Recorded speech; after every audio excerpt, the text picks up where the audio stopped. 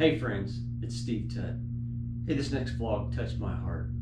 I really would like to have your guys' help by sharing this video. Share. Like the video, do what you can for the awareness of this program. You're really going to enjoy this vlog, and it is more than just a bandage. Welcome, Scott. How are you, sir? I'm doing well. Thanks for having me today. No, you're welcome. Thanks for coming in the studio. Folks, if you don't know who I've got here with me today, it is Scott Wilson with Noah's Bandage Project. I got to tell you, Scott, the first time I met you was AAKC at one of the committee meetings. And met you in the lobby. Didn't know who you were. You introduced yourself, and that's why we were there, is to talk about Noah's, I think it was the run that's coming up. Yeah. So you told me the story, and I was just blown away, man. Mm-hmm. I've been looking into this project ever since. I've got a lot of people starting to get involved in it. I just want you to tell everybody the story, because for me, I have a child that's 6 years old. That's why it hit home to me, I think, so close. But tell the audience, tell us about Noah and how Noah's Bandage Project was started. Yeah, absolutely. And, it was a pleasure meeting you, and thank you for this opportunity to share the word and awareness, because that's what Noah's Bandage Project really is all about, is awareness. Yeah. And that's what our son, Noah, brought to us, and why we do what we do now. Noah's my little boy. He was 6. Yep. Ultimately, when he was diagnosed with pediatric cancer, childhood cancer. And it changed our world. It changed as soon as you hear those words as a parent, your child has cancer. Your whole world flips upside down, and you're overwhelmed. But the one thing that was constant about Noah, it was his joy. And when he found out that he was sick, he didn't let that change who he was. And so Noah's Bandage Project came about through his journey. Noah was 6, and he was diagnosed with cancer and just covered with Band-Aids from all the different shots. Right. He started chemo right away. And in order to counteract the chemo, they give you these steroid injections and shots. And so one day he was just covered head to toe with Band-Aids, and they're all brown. And Noah just loved helping people. Like his whole life, he'd walk into a room, he'd find the one kid or girl that he could go help, and at lunch he'd sit with the kid that's all by themselves, or at recess and so fighting cancer was no different. He was always looking for ways to help. Right. And he just found this cool idea of, hey, one day the nurse came in and he's like, hey, no, I'm going to give you another shot. And he's like, okay, do you have any like Batman Band-Aids or like a Teenage Mutant Ninja Turtle Band-Aid? And the nurse sort of was puzzled and was like, no. I mean, maybe I could go probably scrounge up like a Sesame Street Band-Aid. And Noah, he was 6. So he kind of looked at my wife and I, and with this little gaze, like, I'm 6. I don't want Sesame Street. I don't want Sesame Street. And so he decided in that moment, and he's like, okay, that's fine. I'll take a brown one. And they gave him a brown one. But you could see the wheels start turning. And fast forward a couple weeks, my wife is downstairs just getting ready for stuff, and Noah comes down. And this is after an admit. He'd been in the hospital for a couple weeks, and he's back home. And he had gone upstairs, found a big blue bucket full of toys, dumped out the bucket, found some paper, wrote a sign, and the sign just said, in crayon, in little 6-year-old handwriting, oh yeah, if you have any Band-Aids, put them in this basket for Children's Mercy. And he's like, Mom, I want to start collecting Band-Aids. I want to take them to the hospital because they need some cool Band-Aids. Yeah. And so what was your guys' first thought when he brought that to you? Yeah, so Deb, my wife will tell you, kind of like, wow, I mean, we're in the middle of this own journey, and you want to do something like this? I don't know. Let's think about it. But Noah's like, no, I really want to do it. And so she said, okay, well, let's take a picture of you. Let's put it on Facebook. We'll ask our friends to buy bandages, and we'll see what happens. And so we did. And we posted it on Facebook. Hey, Noah wants to collect Band-Aids. Stop by our house, put them on our patio. By the end of that day, that bucket was full. His classmates, our neighbors, our family, they're sharing it all over. By the end of that first week, we're getting emails and Facebook messages from people we don't know from different parts of the country saying, hey, we heard about your son's project. Where can we send Band-Aids? News media heard about it, and they're like, this little boy who's fighting wants to collect Band-Aids. And it just became this big thing. And Noah was like, from then on known as like the Bandage Boy, collecting cool Band-Aids. And so that's how it started, was Noah, going through the fight, realizing that he wanted a cool Band-Aid, because a Band-Aid to a child is so much more than what we as adults think of it, right? Trust me. I have a 6-year-old, like you said, and every little time she falls down or everything, she's got to have a Band-Aid, and she knows exactly what Band-Aid she wants. Yeah, exactly. I mean, it's for a child going through cancer treatments, it's scary, right? I mean, you have procedures, you have these things where you get whisked away into these operating rooms or procedure rooms. Your parents are left behind. You're with these strangers. You overcome that. You want something like says, hey, I got a badge of courage. So that Band-Aid becomes like a badge. Like, look, I overcame something really scary. It's oftentimes an identity. We would walk down the hallways of the cancer ward when Noah was fighting, and he's wearing his hospital gown. He's bald. We pass by another child, and they sort of wave. And he'd be like, well, was that a boy or girl, Dad? I can't really tell because everyone's dressed in the same hospital gowns. Everyone's bald. And so a Band-Aid becomes a reflection of you and what you like. And do you like, princesses? Do you like sports? What is it? And I think the most important part for Noah was they're just fun, and when you're going through the struggle, you need all the fun you can get. And so for Noah, he's like, yeah, I want to give my new friends something to look forward to and be excited about. And that's his heart, he always wanted to help. And so we continued to collect Band-Aids, and, we've had some incredible, friends come out of the woodworks from it. Like the Royals heard about it, and Noah's favorite player, Eric Hosmer, first baseman. This was back in 2014. Of course. So it was the role, and we would spend, the days he was in the hospital for pretty much the whole first 2014 World Series, playoff round for like 6 weeks. And every night we'd watch the Royals. And we heard one day, oh, Eric Hosmer's birthday is in October. Well, Noah's birthday is in October. Right.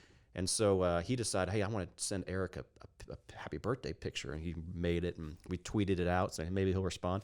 Well, he did. He responded. Awesome. And said, Noah, I want to come out and meet you. Yeah, I'm your biggest fan. Because Noah's like, I'm your biggest fan. Happy birthday, Eric. And Eric's like, no, I'm your biggest fan. I heard about your project. I want to come meet you. And so sure enough, after that, the first World Series run, unfortunately, they lost. But nonetheless, Eric came out and met us at the hospital and met Noah. And he's like, I want to help with your project. Let's, I'll be a voice. He introduced us to Danny Duffy, who's still to this day a huge part of it. And so we've had all these different folks help us elevate the message and help elevate Noah's 6-year-old voice to spread the word. And these are just not little guys. These are big athlete, famous people. This is just it's a fantastic story. Yeah, I think they saw Noah's heart. He's going through the fight, a fight that no child deserves. Right. Yet to be able to go through it and think of other people and try to bring hope, because these bandages. So where's the Bandage Project gone? Right. He started his first donation to Children's Mercy was 1,000 boxes that he had collected. For over that first couple weeks. Well, to date, we've donated 6.5 million bandages that go all over the world. So people continue to send them in. We do bandage drives, things like that. The Royals have hosted several bandage drives with us. We do our 5K coming up. We do it there. But this bandage becomes a symbol of hope, and we send them to kids fighting cancer. We send them to hospitals. We send them to orphanages, to wherever, low-income areas. Just wherever we can bring a smile. And the bandage represents an opportunity for these kids who are going through whatever they're going through to look forward to something at the end. They get a cool badge of courage. Sure. And Noah fought for 14 months, and he was collecting Band-Aids that whole time. The sad part of the story is that he ultimately passed away, but he didn't pass away from his first cancer. So he was diagnosed with Ewing sarcoma, which is a bone cancer. His was in his spine, and man, he fought like you would never believe. He was so strong and so brave, and 14 months of in-depth, aggressive chemo treatments and radiation, and he was claimed to be in remission. So they did scans, and they said, no, you beat it. There's no more sign. And that was on June 12th was his last day of radiation. We were out celebrating my wife's birthday on later that month, and he sort of said, hey, my leg kind of hurts again. And we thought, okay, well, no big deal. Let's jump on my back. We'll go home. And ran home, and he was fine. The next morning, he wakes up. He has a big bruise on his leg, and we're like, oh, well, we should probably go get, go to the hospital, get it checked out. You probably need a blood transfusion. He had 28 blood transfusions by this point, so it was kind of like a routine. We know what to expect. And every time they do a blood transfusion, they do blood work. And so we got to the hospital, and they did the blood work, and they came back, and The doctor's kind of, puzzled. He's like, your son has Ewing's sarcoma, right? And you're like, yeah. Well, we think he may have leukemia now. And it was ultimately came to find out he did. He was diagnosed with AML leukemia as a secondary cancer because of the chemo drugs that we gave him for his first cancer. And so it opened our eyes to this. Not only is the childhood cancer fight and journey incredibly hard and impacts kids that don't deserve it at all, but they go through it, and 2/3 of them have lifelong side effects like blindness, deafness, heart disease, secondary cancers. And in Noah's case, he was diagnosed on June 27th with AML leukemia, and he passed away on June 30th, 3 days later, after overcoming this fight. And it all comes down to the fact that we don't know enough about childhood cancer.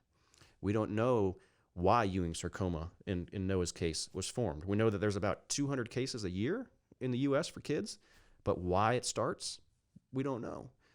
There's 16 types of childhood cancer, and we don't know enough about them to have the different types of treatments. When you compare it to adult cancers, right? You go and get diagnosed with adult cancer, you probably have 3 or 4, sometimes 5 options.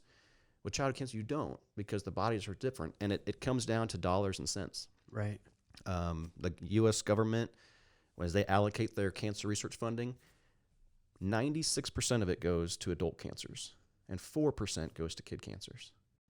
That's insane to me. Yeah, and that's what we learned and saw with our son. It's like 4%. I mean, I know the numbers are, there's more adults that have cancer than kids, but this is our future, right? And did you ever find out why that is? Why? It's money, right? I mean, if pharmaceutical companies and research dollars are trying to impact the majority of people, there's more adults that have it than kids. There's not, it's not a 96 to 4% ratio, but when it comes down to dollars and funding and producing drugs, they're going to make more money funding. So it comes back down to money. It comes back to money. And so, and you kind of relate it to what is 4%, right, of the budget? That's about $170-ish million a year, which you think $170 million is good. But when you think about the fact that every day in the U.S., 43 kids are diagnosed with cancer. Every single day, 6 kids pass away.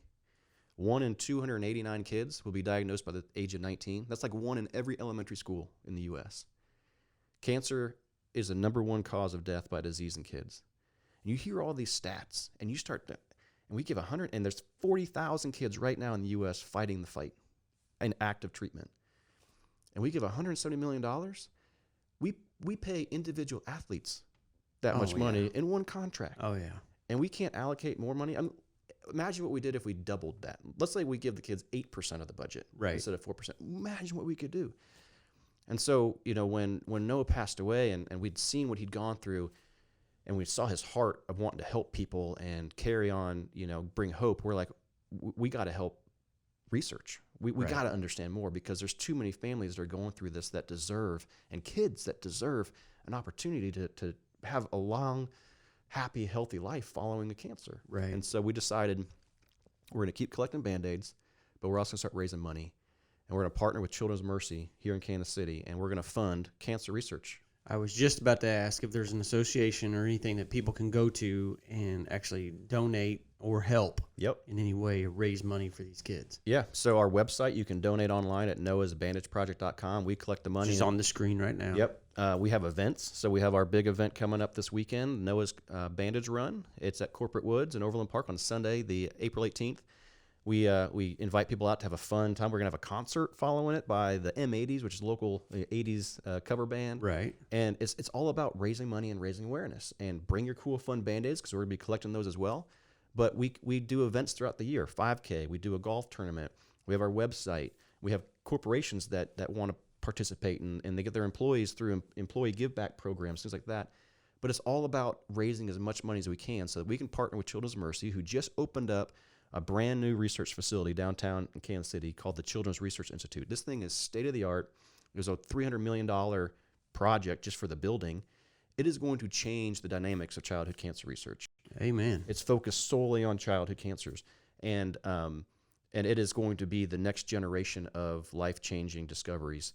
And so we're partnering with them. All the money stays right here in Kansas City. It goes to fund. We've funded 4 projects so far.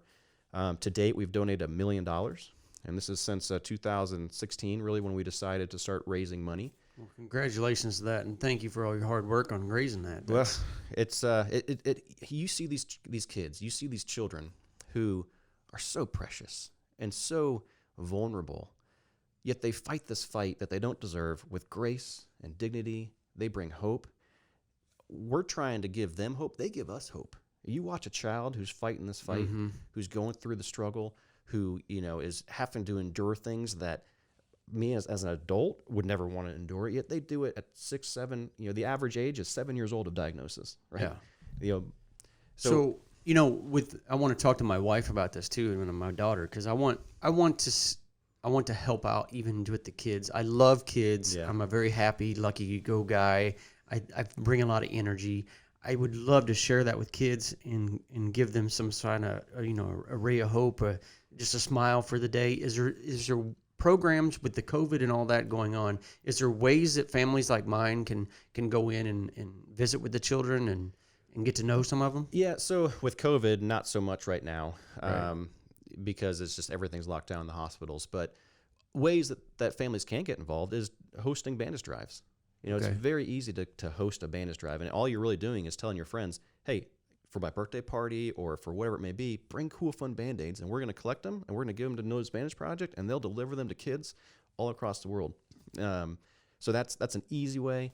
Once COVID gets passed, we also invite what we call Crown Town Warriors. That's the name that we've called childhood cancer fighters. It goes to the kids who are fighting, kids who have survived, and the angels that have passed. They're all called warriors to us. We invite them out to our events. And so if you come to our events, you have an opportunity to meet them there and let them know, hey, we're standing with you. You don't fight alone. Right. We're running this 5K because we want you to know that we're running right next to you along the way, and that we're going to be there for you. So those are other ways that you can meet some of these incredible, heroes. Just come out to our events and meet them there. Now, I've heard you call it bandage a lot. Yeah. Bandage, and you don't usually use the word Band-Aid that much. Is there a reason for that? Yeah, it's really just trademark. So when Noah first started his project, it was called Band-Aids for You.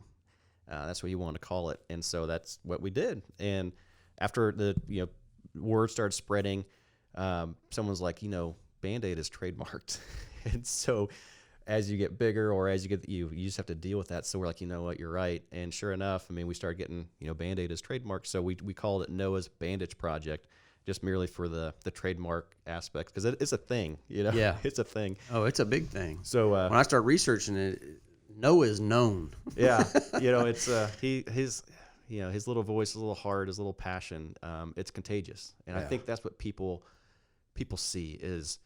It doesn't take a lot to make a difference. And in this case, you had a little 6-year-old boy who he wanted to help his new friends. And for him, a Band-Aid would do that. And look where it's gone.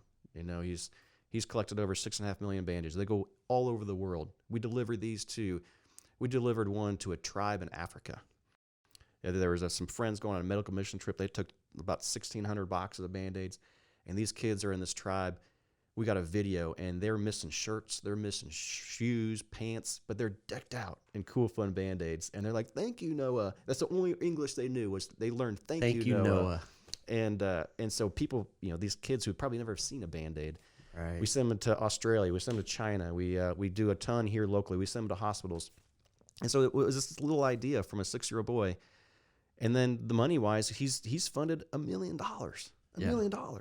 That's huge. It's amazing. And my wife Deb and I had never imagined when he came downstairs that first day to say, Mom, I want to collect cool Band-Aids for the hospital, that it would become what it is. But I think it's just so simple. And people, they want to be involved with something that's so easy and simple. And you realize anyone can make a difference. You just got to take action, find something that's don't have to be the next Google or Facebook. Collect cool, fun Band-Aids and bring a smile to a kid. Yeah. And you always see those Band-Aids in bins, half off or whatever. Yeah. It's so easy to do that. Now, I have a question, though. Mm-hmm. What was Noah's favorite Band-Aid? So his favorite, and he had a couple. So, mustache Band-Aids, kiss Band-Aids, bacon Band-Aids, and macaroni and cheese Band-Aids. Oh, there's so many. But his ultimate favorite was Teenage Mutant Ninja Turtles. His man was Leonardo. He was the blue turtle, which royals. He had a sword, which, is just awesome for kids. Oh, to get a sword. absolutely. So his favorite was Teenage Mutant Ninja Turtles, but he had his own collection of the coolest ones that he found. It included Abraham Lincoln and Bacon and Smile, underwear bandages and stuff like that. He was 6. So. Now, do you have any Band-Aid companies that reach out to you now and donate quite a few Band-Aids? We have. So Johnson & Johnson has reached out. They heard about it. They donated over 50,000 boxes at one point. We're actually working with them, trying to work with them on some ideas around creating a Band-Aid and potentially That would be cool. Yeah, because again, there's so many amazing kids out there who if we let them design a Band-Aid and then it was on a Band-Aid, that would be awesome. Use. So we're working through some stuff with like that. But yeah, and then Curad, they've donated boxes as well, and we partner every year. Pre-COVID, we had bandage drives through the local Olathe schools. And so they would go to like Walmarts and CVS's and Walmarts and just rid the shelves. And so we've been able to work with them in advance as well to make sure they're stocked up during September when we normally do it. Right. Childhood Cancer Awareness Month is September. And now where can people drop off bandages and so we have some collection bins across the city. If you go to our website, noahsbandageproject.com, which is on the screen. There's a link under there that says bandage drop-off locations. So we have a couple throughout the city. You can also mail them to us. So our address is on the website as well. Or again, all of our different events, if you're collecting them throughout the year and just come to one of our events, we always collect Band-Aids there. Now, all your events, I'm sure, is on the website as well. Now, is there any that you want to, besides the run this weekend, is there any other ones that you want to mention real quick? Sure. So our 5K is coming up this weekend, but the other real fun one is our golf tournament. We do that in October. And Noah's birthday is October 28th. And so we always do it around that time. And when he loves superheroes. So it's a costume golf tournament. So so cool. People dress up, and you don't have to dress up, but most people do. And we have a prize for the best costume, and so you have a foursome out there. And I think last year was Colonel Sanders and his chickens was the ultimate winner. So people come out and they have a great time. We try to raise a lot of money, just to, again, fund cancer research. So where's that golf tournament at this year? It's going to be at Falcon Lakes in Baser. Mm-hmm. I believe it's October 9th, but don't correct me. It's whatever that second Whatever the Friday. website. Yeah. Check the website. Again, it's on the screen. We'll get out there. But so it's amazing. So Scott, tell me, with all this, I can't imagine what you and your family have been through. But what's one thing you've learned through this whole Noah's mission? Yeah. I think it's just how easy it is to make an impact. How simple it is. And we kind of mentioned that a little earlier, but it doesn't take a lot. A kind heart, a simple idea, kindness. If you can be anything, be kind. And that's what Noah, his mission was in life. And that's what I believe he was given a purpose to come and be a disciple, be an example, be a kind heart. And he did that. And he did that through simple actions of just, what can I do to help you? Right. What can I do to make you smile? And, it's so easy to make a difference. And I think we take that for granted, but that's what I've seen through his project is you don't have to be, superstar athlete. You don't have to be, a scientist. You don't have to be, entrepreneur creating something. You can be a 6-year-old boy who just wants to help people.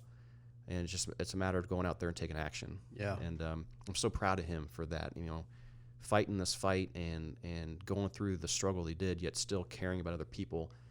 And you oftentimes hear people say, he lost his battle to cancer. No way. No, didn't lose. No, he did not lose. He did not lose. It did not change him. It made him stronger. It made him more passionate to help people. So cancer lost, for sure. So that's the biggest thing that I've learned. Well, Scott, I can't thank you enough to coming on the show and sharing this story. I know you have to share the story quite a bit, but hopefully this vlog, folks, it's completely up to you how much you want to help. All his information's on the screen. Go to the website, do what you can, but most importantly, share this video, get people in the know. That's what we need. Yeah. People in the know, people to get involved in the events, all that will be helpful. So right now, share this video, like it, make some comments, reach out to us if you have any questions, but most importantly, get involved with Noah's Bandage Project. Amen. Scott, thanks again, man. Thank you very much. All right, God bless you. You too.